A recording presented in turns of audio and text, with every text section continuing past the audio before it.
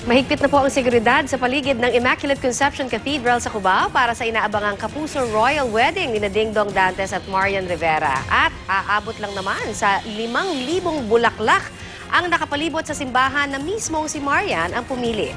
Mula po sa Cubao, alamin natin ang latest kay Suzy Abrera. Suzy!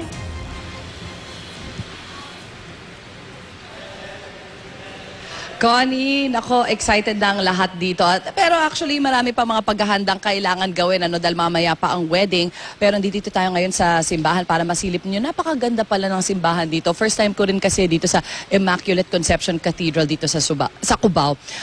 Ang tawag dito, hindi siya masyadong malaki, pero pag tumingin ka sa sa may bubungan niya, super ganda siya, para kang nasa Europa. Hindi ko alam, ako ba'y nasa Rome, ako ba'y nasa Spain, sabi ko, pero napakaganda ng dekorasyon niya at sinasabi nga na napakahalaga nitong simbahan na ito, lalo na kay Dong, dahil dito siya sa may area na ito lumaki, no? So meron nga ako mga na-meet kanina sa labas ng mga kapitbahay nila, na excited syempre na makitang ikasal na finally si Dong sa ating Kapuso Primetime Queen na si Marian. At syempre yung mga flowers, katulad na sinabi mo, may 5,000 na yata ang hinahanda nila dito, simula doon sa mga arko doon sa labas ng simbahan hanggang dito sa loob ng church mismo, dito sa may aisle.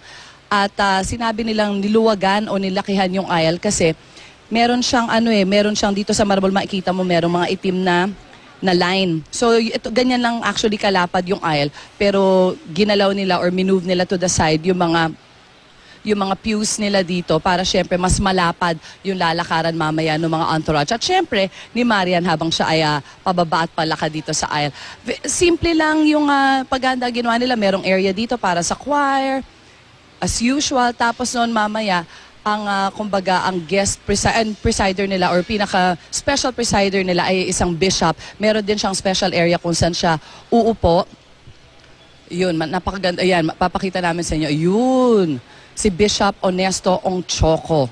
At siya, kumbaga, ang mag-head. Marami mga pare na magpe-preside dito. Sina Father Ares, mamaya, syempre.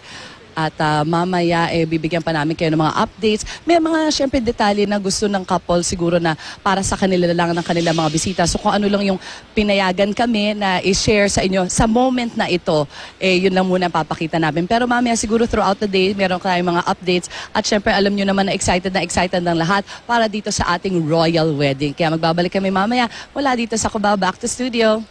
Maraming salamat, Suzy Abrera.